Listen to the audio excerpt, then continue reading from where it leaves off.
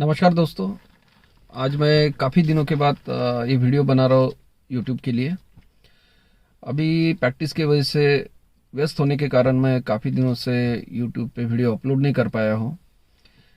लेकिन अभी मैं ये कोशिश करूँगा कि रेगुलरली वीडियो अपलोड करता रहूँ, ताकि आपको हेल्थ संबंधी जो जानकारी है, जो प्रिवेंटिव टिप्स है, वो आपको देता रहूँ। अभी आज हम जो बात करने वाले हैं, डायबिटीज़ के बारे में बात करेंगे। दुनिया में भारत को डायबिटीज कैपिटल क्यों कहा जा रहा है और भारत दुनिया में डायबिटीज कैपिटल क्यों बना हुआ है। अभी पूरी दुनिया में अगर हम देखें तो सबसे ज़्यादा जो डायबिटीज के पेशेंट है वो इंडिया में हमें देखने को मिल रहे हैं। डायबिटीज ये अभी घर घर में हमें इसके मरीज देखने को मिल रहे हैं। लगभग 8 से 9 करोड़ लोग अभी डायबिटीज से पीड़ित है, जिनको डायबिटीज़ की दवाई चल रही है या इंजेक्शन्स ले रहे हैं।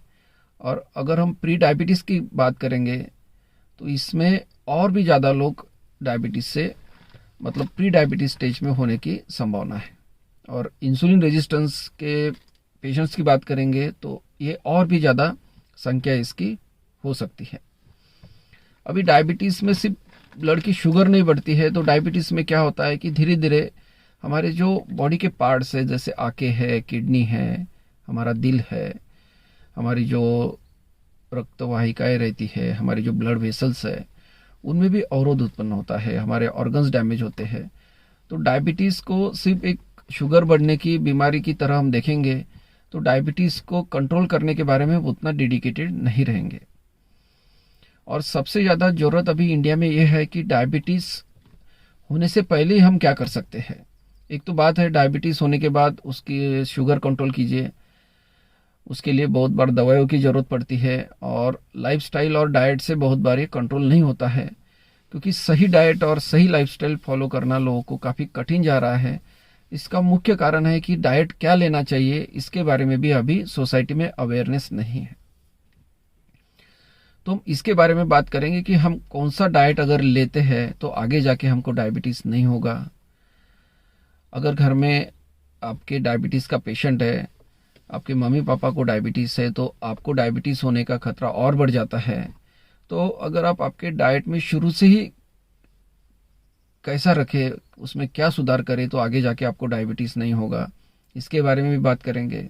तो सबसे पहले हम बात करते हैं कि भारत में ये डायबिटीज़ के पेशेंट्स दिन ब दिन क्यों बढ़ रहे हैं।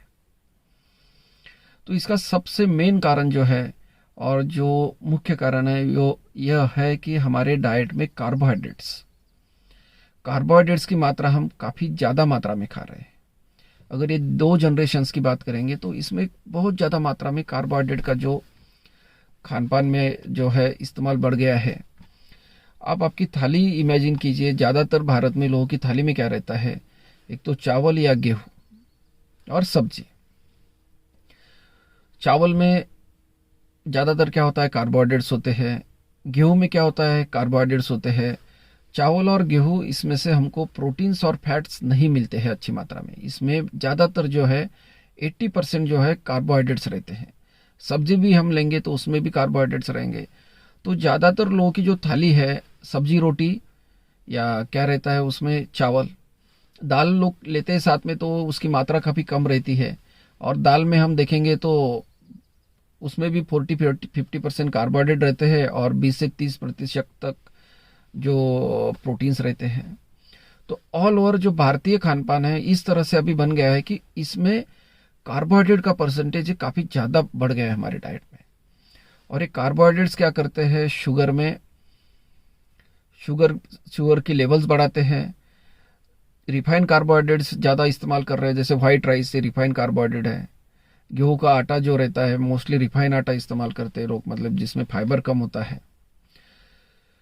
तो इससे भी क्या होता है, खाने के बाद ये तुरंत घुल जाता है और इमीडिएटली हमारी शुगर लेवल्स बढ़ती है और उसी मात्रा में इंसुलिन का सिक्रीशन बढ़ता है। धीरे धीरे क्या होता है, इंसुलिन रेजिस्टेंस बनता है और इंसुलिन रेजिस्टेंस बनने के कारण हमारी जो शुगर लेवल्स है ये कंट्रोल में नहीं रह पाती है और डायबिटीज़ की लेवल्स कॉन्स्टेंटली हाई रहती है। तो सबसे पहले हमें ये समझना पड़ेगा कि अगर हमें तंदुरुस्त रहना है, हमें बीमारियों से बचना है, डायबिटीज़ से बचना है, तो हमारे डाइट में जो कार्बोहाइड्रेट का परसेंटेज है इसको कम करना पड़ेगा। और ये हम तभी कवर कर सकते हैं जब हम हमारे खान पान में चावल, गेहूं और शक्कर, इसका जो इनटेक है इसको हम कम से कम कर दें। ठीक है, अगर पॉसिबल है तो आप इसको पूरी तरह से भी छोड़ सकते हैं, ये और हेल्दी रहेगा। जैसे मैं काफ़ी दिनों से अभी इन 3 चीज़ों का सेवन नहीं कर रहा हूँ, लगभग 2 साल हो गए हैं। हमारा चैनल भी हमने लगभग शुरू करके अभी 2-2.5 साल हो रहे हैं, और तब से मैं रेगुलरली कर रहा हूँ। जो मेरा खुद का HbA1c लेवल है ये अभी नॉर्मलाइज हो गया है। डायबिटीज़ में क्या होता है, HbA1c लेवल बढ़ता है। इसमें नॉर्मल HbA1c जो है ब्लड की जांच रहती है, इसमें हमारी पिछले 3 महीने की जो शुगर की लेवल है पता चलती है। अगर आपका HbA1c लेवल जो है अगर 5.7 से अगर नीचे है, ठीक है, तो आपकी शुगर लेवल्स 3 महीने में नॉर्मल है। अगर आपका HbA1c जो है ग्लाइकोसिलेटेड हीमोग्लोबिन ये 5.7 से 6.4 तक है, तो आप मतलब प्री डायबिटीज़ की रेंज में है। मतलब आपको आगे जाके डायबिटीज़ होने की, शुगर लेवल्स अनकंट्रोल होने की, बढ़ने की संभावनाएं ज़्यादा है, और बाद में आपको जो डायबिटीज़ की दवाई है वो शुरू करने की ज़रूरत पड़ सकती है।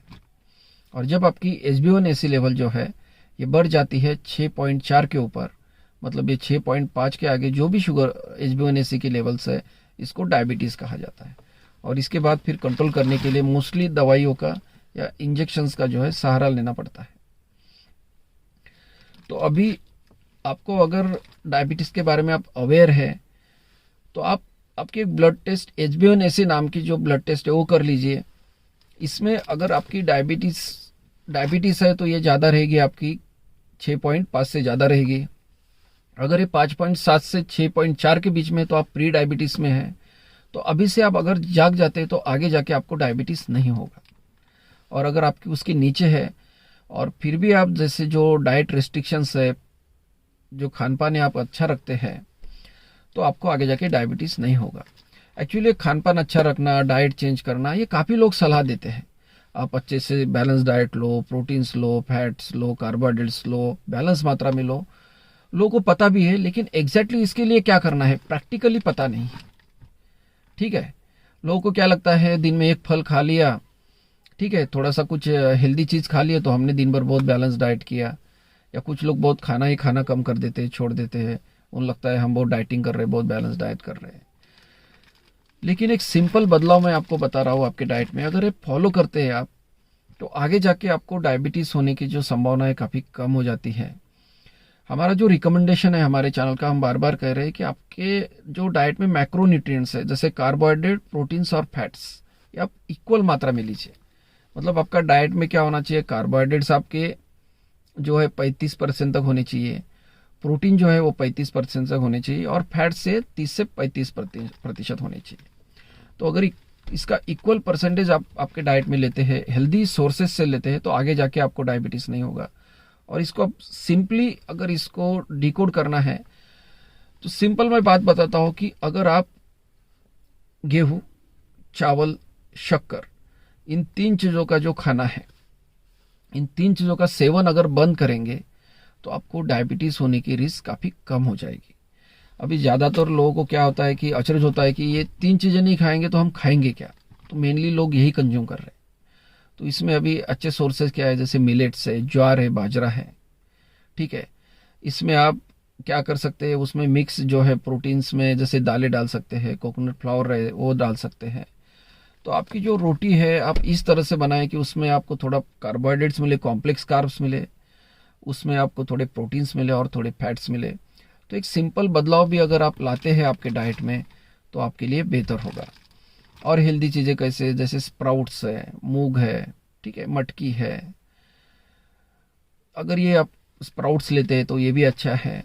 सलाद ज़्यादा मात्रा में सेवन कीजिए। ठीक है, इसके अलावा जो डाइट है इसमें फैट और प्रोटीन का परसेंटेज बढ़ाना है आपको। प्रोटीन में जैसे अंडा है, रोज 2 अंडे खाइए, आप 2 अंडे आराम से खा सकते हैं, और 2 अंडे में जो अंदर येलो पार्ट रहता है उसके साथ खाइए, तो आपको जो इसेंशियल अमीनो एसिड्स है और इसेंशियल फैटी एसिड्स है वो भी सब मिल जाएंगे आपको।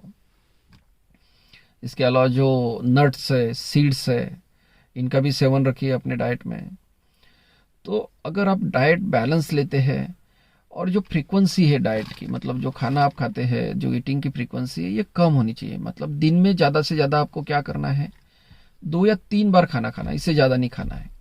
अगर आप बार बार थोड़ा थोड़ा खाते रहेंगे तो क्या होगा, इंसुलिन आपका सीक्रेट होता रहेगा और आगे जाके इंसुलिन रेजिस्टेंस बनेगा। तो आपका जो खाने का समय वो फिक्स कर दीजिए। मतलब जैसे सवेरे 10 बजे खाया, दोपहर को 4 बजे कुछ हल्का स्नैक्स वगैरह लिया 3-4 बजे, शाम का खाना 7 बजे वगैरह कर लीजिए। तो ये 10 से 7 बजे की विंडो में आपने 2 या 3 बार खाना खाया, उसके बाद फिर 7 बजे से सवेरे 10 बजे तक कुछ खाना नहीं है। तो इससे आपको इंटरमिटेंट फास्टिंग का भी फायदा मिल जाएगा। फास्टिंग होगी इस पीरियड में तो इंसुलिन का सिक्रीशन कम होकर ग्लूकागॉन का सिक्रीशन बढ़ेगा। ग्लूकागॉन क्या करता है, ये क्या करता है, बॉडी में जो फैट है उसको जो बर्न करता है, बाद में जो ग्लाइकोजन में स्टोर ग्लूकोज है इसको बर्न करता है। तो ये इंसुलिन और ग्लूकागॉन का साइकिल जो है ये चलना चाहिए। आप कंटिन्यू खाते रहेंगे तो क्या होगा, बॉडी में कंटिन्यू जो है इंसुलिन सीक्रेट होता रहेगा और ग्लूकागॉन सिक्रीशन को समय ही नहीं मिलेगा। तो कुछ फास्टिंग भी जरूरी है, तो तब ग्लूकागॉन का सिक्रीशन बढ़ेगा। तो सबसे जरूरी क्या है, अगर हमें लगता है कि हमको भारत को जो डायबिटीज़ कैपिटल का टैग लगा है इसको हटाना है, हमें तंदुरुस्त रहना है, हमें डायबिटीज़ से बचना है, तो सबसे जरूरी जो 2 बातें हैं उसमें पहली है आपको कार्बोहाइड्रेट्स का सेवन कम करना है। मतलब आपको आपके जो डाइट है, आपकी थाली है, उसमें गेहूँ, चावल और शक्कर इसको कम करना है, या अगर पॉसिबल है तो पूरी तरह से हटाना है। ठीक है, इसकी जगह आप क्या कीजिए, थोड़ा सा आपका प्रोटीन और फैट इंटेक बढ़ाइए। तो बैलेंस मात्रा में लेना है आपको, कार्बोहाइड्रेट, प्रोटीन्स और फैट बैलेंस मात्रा में लेना है।